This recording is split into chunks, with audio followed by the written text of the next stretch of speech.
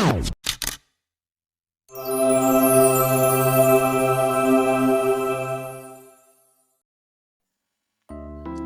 Tuners, welcome back on Sidura, Iko Sidua Bersuara.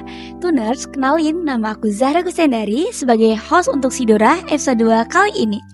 Tuners, sebelumnya aku mau nanya nih ke kalian pernah gak sih ngerasa susah banget ngebagi waktu antara organisasi dengan belajar? Kalau misalnya kalian relate sama masalah itu, Sidura kali ini cocok banget nih untuk kamu. Nah Tuners, tentunya kali ini aku gak sendiri ya. Aku punya narasumber yang cantik cerita bersama Ainaya Felicia. Halo Tuners. Naya, gimana nih kabarnya? Aku pribadi alhamdulillah baik sih Kak. Kalau Kakak pribadi gimana Kak? Alhamdulillah aku juga baik. Naya, kamu udah siap belum nih buat ngebagi pengalaman dan ilmu-ilmu kamu untuk Tuners di rumah? Pastinya aku siap banget dong Kak. Karena nantinya dari tips and trick yang aku berikan hari ini bakalan benar-benar bermanfaat nih buat Tuners. Jadi stay tune ya. Oke, nonton ya Tuners sampai habis. Naya, kamu pernah gak sih ngerasa bahwa waktu itu gak cukup gitu buat kamu belajar, buat kamu organisasi, atau bahkan untuk kamu istirahat? Nah, kalau misalnya kayak gitu, gimana sih cara kamu ngatur waktunya biar semuanya itu tetap stabil dan berjalan? Nah untuk aku pribadi ya Kak, saat-saat ini nih, minggu-minggu ini sih Kak terutama, aku tuh bener-bener lagi ngerasain kayak waktu 24 jam itu bener-bener gak berasa banget. Karena kayak aku udah sibuk, mulai dari project, terus aku sibuk juga untuk belajar, terus OSIS, ditambah lagi aku ikut organisasi luar yaitu IKOSI.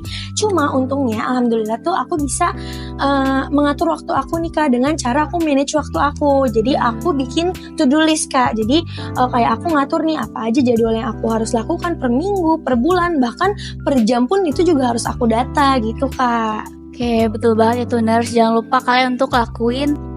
Oke Naya, menurut kamu tuh manajemen waktu itu ngebantu banget gak sih biar kamu itu tetap produktivitas?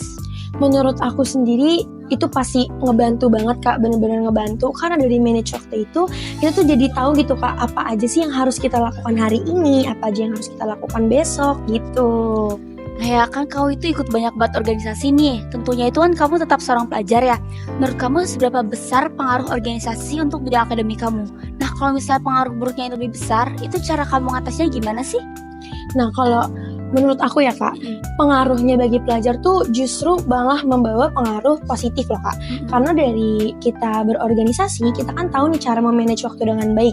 Jadi tuh kita bisa ngatur jam belajar kita juga. Gimana nih jam belajar kita ke depannya, apakah sudah produktif, apakah sudah bagus atau belum gitu. Jadi tuh kita bisa manage waktu kayak misal dari jam 7 malam hingga jam 8 malam itu kita belajar mata pelajaran A lalu dilanjut dengan mata pelajaran B seperti itu. Nah tapi ada juga nih gak jarang orang-orang yang justru dengan ada di organisasi itu nilai akademiknya menurun. Nah itu yang memang harus kita hindari gitu Kak. Betul banget.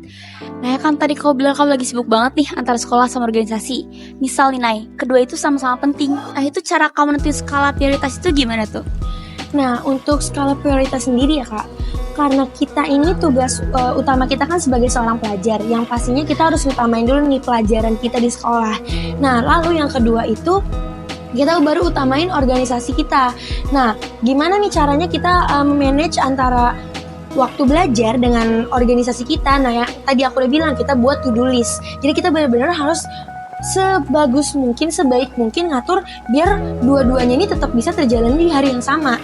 Jadi misalkan nih kalau kita lagi organisasi luarnya cuma kayak sekadar kumpul-kumpul, itu kita bisa tuh sambil ngerjain tugas, ataupun kita bisa tuh cicil-cicil tugas kita pas di sekolah. Jadi ketika tugas yang kita bawa pulang ke rumah itu tuh nggak senumpuk itu gitu Kak. Oke, Naya pinter banget ya teman-teman, gak salah kan kali ini aku pilih narasumbernya.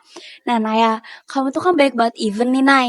Terus pastinya tuh kamu sering banget pulang malam atau sering banget keluar rumah kan. Semisal ada beberapa pihak yang gak setuju nih sama acara kamu atau tujuan acara kamu selanjutnya, tapi kamu itu udah ngerencanain dari jauh-jauh hari. Nah itu cara kamu menanggapinya gimana tuh Nay?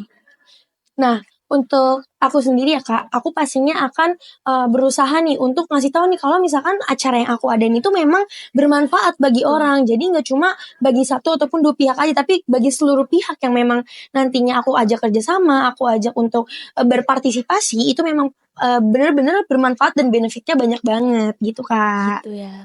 Oke, Naya, terima kasih banyak ya untuk Sidora kali ini. Teman-teman atau tunas-tunas di rumah, jangan lupa untuk mempraktikkan semua tips and trik dari Naya biar kalian tetap bisa manajemen waktu dengan baik antara sekolah maupun belajar.